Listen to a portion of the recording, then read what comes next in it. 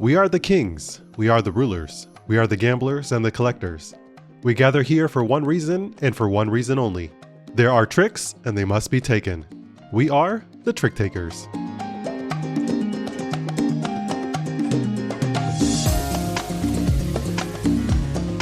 Trick Takers is, unsurprisingly, a trick-taking game. Over the course of 3 rounds, players will be playing cards in order to earn the most victory points or enough crowns to win the game. Each player is dealt 5 cards from the deck at the start of each round. The lead player will play a single card from their hand to the center of the table. Each preceding player must follow by playing the same suit from their hand. The cards in the center of the table are referred to as the trick, and the player who played the highest value card will take the trick into their possession, hence the name Trick Takers. There are a few nuances worth mentioning. If a player does not have a card in their hand that matches the lead player's suit, they may play any card they wish to the trick. Generally, the highest value card that matches the lead suit will win the trick. However, the black suit is stronger than the other 3 suits, so in this scenario, the black card will win the trick even though it has the lowest number showing. There are also 2 special cards in the deck. The rare card is stronger than any other face card, and the surrender card is weaker than any other card. If there's ever a tie for the highest value card in the trick, the player who played their card first wins the trick. The winner of the trick leads the next card, and play continues until all 5 cards are played. After which, points and crowns are dispersed, and if there is no winner, the next round begins. The player who took the most tricks in the round will take a golden crown, and any player that took no tricks will take a black crown. If a player manages to get 2 golden crowns over the course of the game, they immediately win, and if a player manages to collect 3 black crowns, they win the game. If crowns do not determine the winner, then whoever has the most victory points will win. But how exactly do you earn victory points? Well, that's where things get interesting. During setup, 5 character cards are laid out on the table.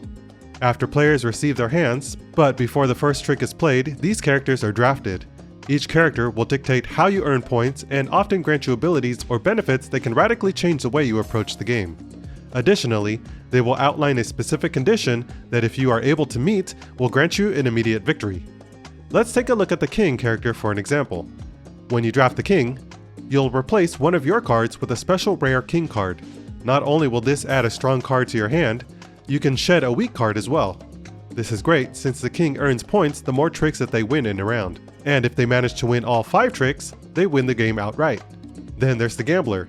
They immediately gain 20 points and can redraw cards up to 2 times. Then, using the included die, they can gamble their victory points by bidding on how many tricks they plan to take this round. Hit the bid and earn bonus victory points, lose the bid and lose the wagered points. Run the table and you can win the game. These characters serve to ease my biggest qualm going into the game.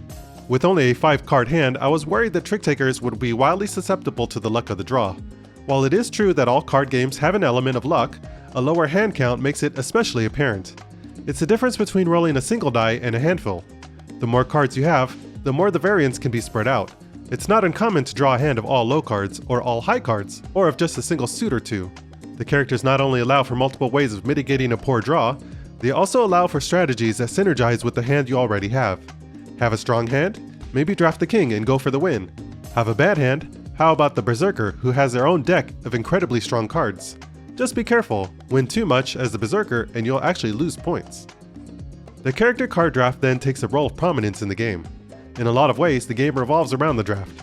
Some characters are stronger in the last round, so making sure you can draft them might be a priority, but your hand might be drawing you somewhere else. It's where you can glean information from your opponents depending on their pick. Why did they draft the Resistance? Should I try and counter that? Which character does counter that? Your 5 cards can only take you so far. It's how you can meld your hand with your chosen character that will dictate the outcome. Speaking of counters, Trick Takers is very much about playing your opponents. If you go into the game expecting to go about your way and achieve your own goals, you might be in for a rude awakening. You have to be aware of what your opponents are capable of and what they are trying to achieve, lest you give away the game. The Resistance, for example, can win the game with a single trick if they can win with a black card using their special Kakume ability. If you're not paying attention and lead with a black card, you may have just given them the game. For some, this will be Trick Taker's biggest fault. Navigating the various abilities and card interactions of all the characters can be a bit much to internalize. Luckily, rounds are breezy and characters can be cycled relatively quickly. Setup for a new game is quick and snappy, so getting comfortable with the various characters wasn't something that held me back. In fact, for someone like me, who enjoys novelty and exploration of systems, It was exciting to see how the various characters worked and bounced off one another.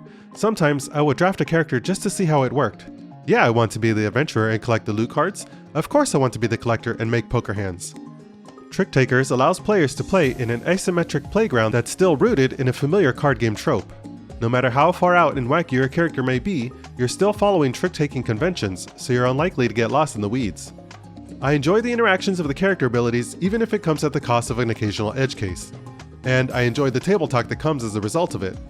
And with the multiple expansions worth of characters that I haven't even started to explore, I'm excited for what TRICKTAKERs has in store for me.